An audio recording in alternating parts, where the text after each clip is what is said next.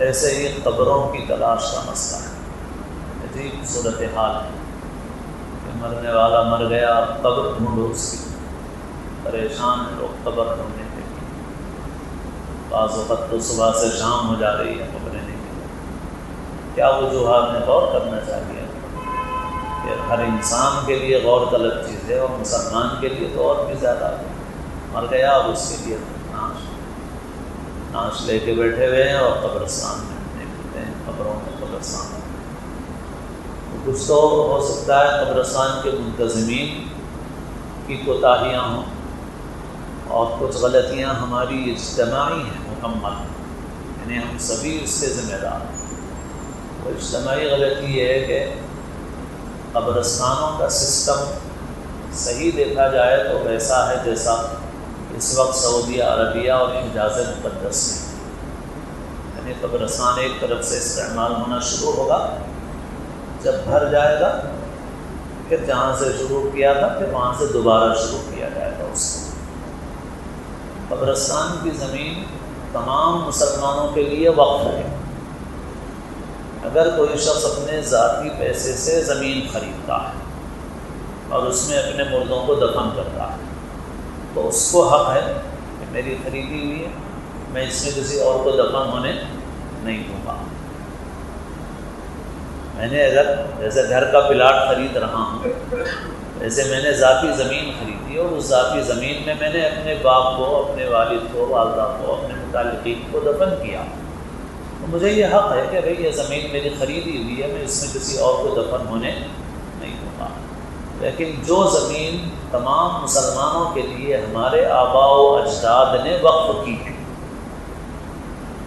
وہ زمین، اس زمین پر ہر مسلمان کا حق ہے۔ اب اگر کوئی یہ بولے کہ ہم بھی 10,000 دے کے لیے، 25,000 دے کے لیے، 50,000 دے کے لیے، 1,00,000 دے کے لیے، تو وہ 1,00,000 کس کو دے کے لیے؟ آپ 50,000 25,000 کس کو دے کے لیے؟ وہ زمین کا مالک تھا؟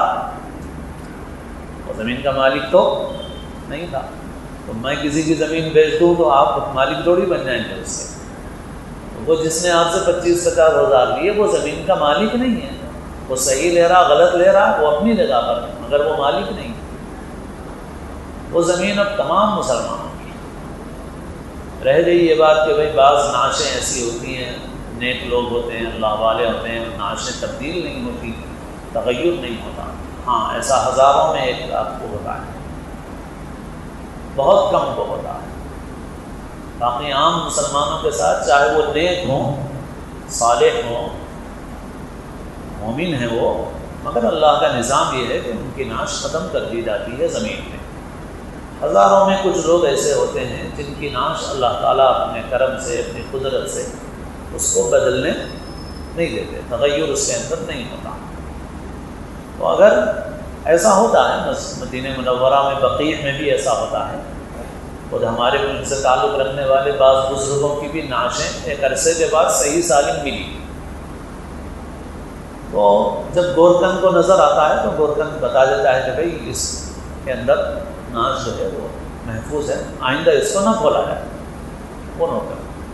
اگر ایسا ہونے لگے تو بہت اچھا ہے نا ہمارے پاس کہ اللہ کی قدرت کا نمونہ آنکھوں سے نظر آئے گا لوگوں کو، ہے کہ نہیں؟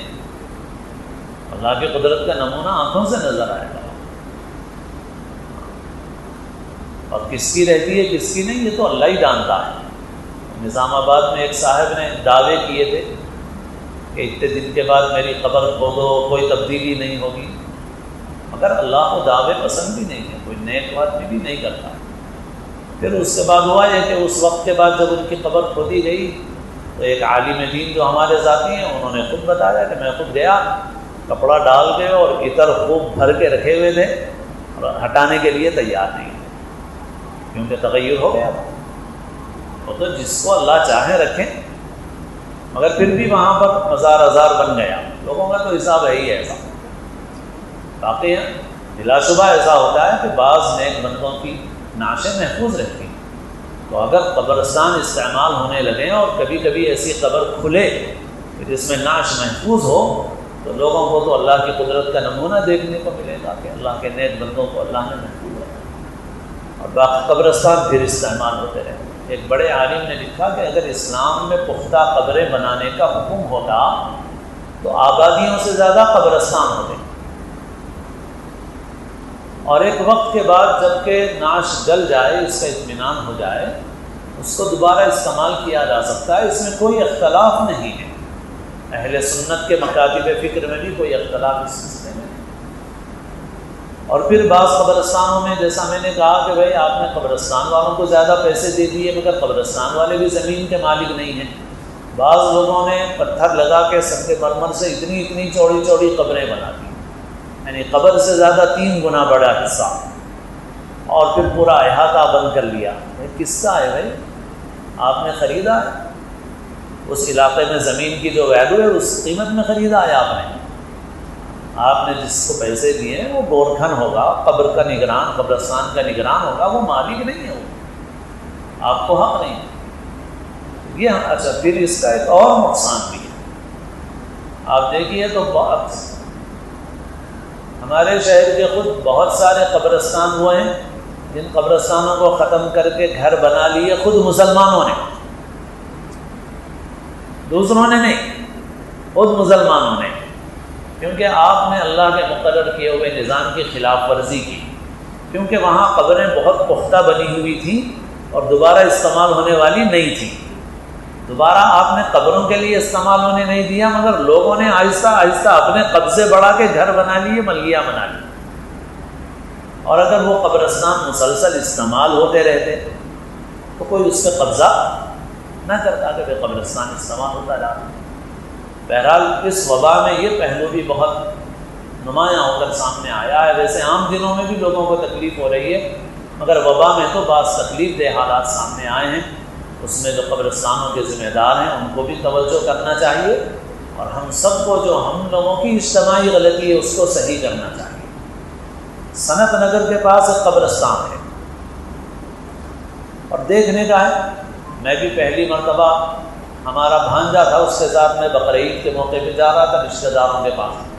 ہمارے بھانجے نے کہا کہ یہاں ایک قبرستان ہے، میں آپ کو دکھاتا ہوں۔ میں بولا کہ چلو بعد میں دیکھیں گے۔ میں نے آپ دیکھ لو۔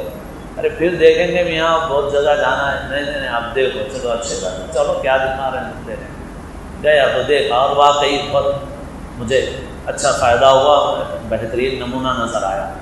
جنہوں نے وہ قبرستان بنایا تھا وہ اس وقت زندہ تھے، ان کا نام ذہن میں نہیں ہے مجھے، وہیں سامنے ہی گھر ہے، ان کے بچے اچھے ہیں۔ چنا ریڈی جب چیف منسٹر تھے ہمارے آندھرا کے، تو اس زمانے میں چنا ریڈی اس حلقے سے ٹھہرتے بھی تھے اسمبلی وغیرہ کے لیے، تو چنا ریڈی سے سیاسی نمائندگی کر کے انہوں نے عیدگاہ قبرستان کے لیے جگہ حاصل کی۔ تو انہوں نے قبرستان کے وہ نگران تھے، اور قبرستان بہت سسٹمیٹک طریقے سے رکھا ابھی بھی ہے، اور اللہ کرے کہ وہ باقی رہے۔ تو گیا تو میں بھی متاثر ہوا کہ بہت اچھا نمونہ ہے۔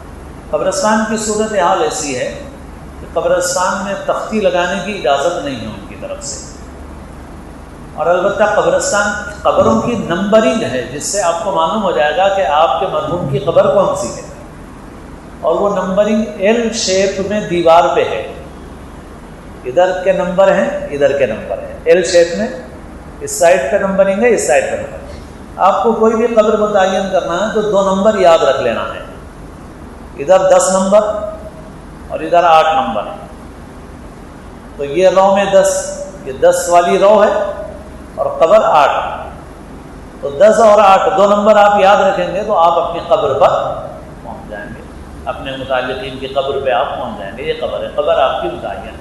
تو اس طرح ایل شیپ میں دیوار پہ نمبرنگ ہے، اور قبریں بالکل ترتیب سے بنی ہوئی ہیں، اور بچوں کی قبریں الگ ہیں تاکہ جگہ بھی ضائع نہ ہو، اور بڑوں کی قبریں الگ ہیں، اور ایک ترتیب سے خود کے آتی ہیں۔ اور انہوں نے اس وقت یہ بتایا کہ ہم نے یہ طے کیا ہوا ہے، تختی اسی لیے لگانے نہیں دیتے کہ جب ایک مرتبہ یہ فل ہو جائے گی پھر اس کے بعد ہم شروع سے اس کا استعمال شروع کریں گے۔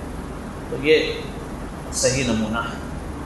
تو بہرحال یہ بھی ایک صورتحال ہمارے سامنے آئی ہے، اور اس کی طرف بھی ہمیں توجہ کی ضرورت